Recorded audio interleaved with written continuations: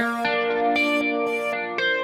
mes enfants, vous savez que dans la Emouna, il y a ce qu'on appelle la Ishtadlut. Ça veut dire, j'ai confiance en Dieu, mais il faut que je fasse mon effort personnel terrestre. Exemple, on sait que c'est Akadosh Baruch Hu qui guérit le malade, mais on se doit quand même de prendre un médicament.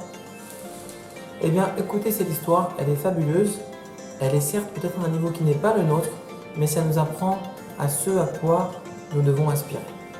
Écoutez l'histoire du Rav Soloveitchik, qui était à l'époque de la Seconde Guerre mondiale, alors que les avions de guerre survolaient la ville de Varsovie et jetaient des bombes. Il y avait en quelques jours déjà 8000 morts dans la ville. Il y avait des bâtiments entiers qui s'effondraient.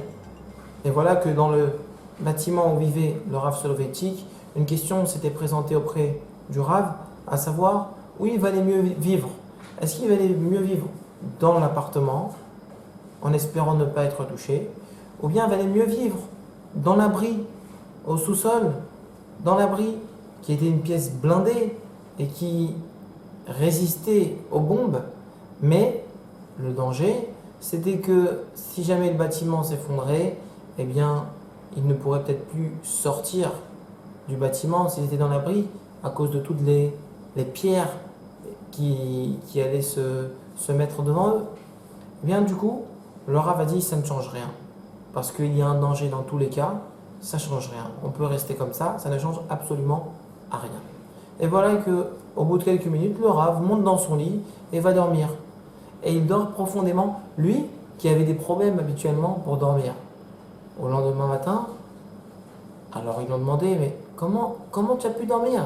On est tous angoissés à savoir peut-être la maison va exploser, peut-être que... Il dit, mais je comprends pas. Mais j'ai Emouna en Kadosh Baruch Hu. Et la Ishtadlut, l'effort personnel, je l'ai fait. Ça y est, maintenant, il n'y a plus rien à faire. Il n'y a plus de différence entre la maison, l'extérieur. À n'importe quel endroit, il peut y avoir un danger. Donc, à quoi ça sert d'avoir peur? Je n'ai rien à... il n'y a pas un effort personnel que je peux apporter dans cette histoire. Tout dépend maintenant d'Akadosh Baruch Hu. Donc, j'ai confiance en lui. Ça ne change rien, je peux aller dormir tranquillement.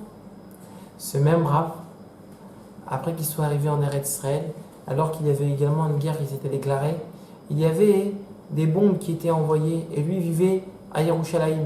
Il y avait des bombes qui tombaient. Alors au début un petit peu, mais était arrivé un moment où les bombes, le niveau des bombes s'était accéléré.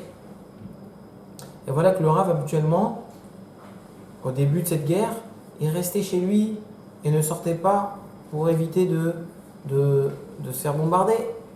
Et voilà que, alors que c'était un jour où le niveau avait accéléré, mais de façon vraiment conséquente, il est sorti. Pourquoi? Parce qu'il cherchait un livre à la maison, il n'a pas trouvé, il dit je vais aller à la synagogue, je vais revenir, je vais aller chercher le livre.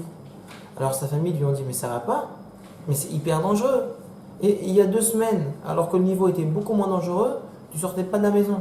Maintenant que c'est hyper dangereux, tu sors de la maison sans problème, mais tu peux te prendre dans la rue une pleine bombe en pleine tête. Alors le Rav répond en disant, c'est justement l'inverse. Lorsque la guerre était encore douce, c'était encore gentil on va dire, et qu'on pouvait éviter des bombes si on restait à la maison, alors là j'ai ressenti le devoir de Ishtadlut, d'effort personnel. Il valait mieux que je reste à la maison. Mais maintenant que le niveau s'accentue, eh bien ça change rien à la maison, l'extérieur. Donc je n'ai plus aucun devoir personnel. Tout dépend maintenant de la main d'Akadosh Baruch Hu. Donc j'ai besoin de ce livre, je vais le chercher. Ça c'était le niveau du Rav Soloveitchik. Il était à tel point grand dans la Emouna, dans la foi en Akadosh Baruch Hu, où finalement sa seule question, ce n'était pas d'avoir peur de mourir ou pas, c'était de savoir est-ce qu'il fallait que j'agisse maintenant. S'il était convaincu qu'il n'avait pas à agir, il n'avait aucune raison d'avoir peur de sortir alors qu'à n'importe quel moment une bombe aurait pu exploser sur lui. Eh bien, ce message-là nous apprend, mes chers enfants, que Akadosh Baruch Hu, c'est lui qui gère le monde. C'est lui qui est là pour nous protéger. Alors, nous, on a ce qu'on appelle le devoir de faire Ishtadlut, de mettre notre petite graine personnelle dans ce monde-ci, mais en fait, on doit être convaincu que c'est Akadosh Baruch Hu qui assure notre protection, notre évolution au quotidien. Et Bezrat Hashem, grâce à ça, on se rendra compte qu'on grandira nous aussi, et nous aussi, nous deviendrons de grandes tzadikim.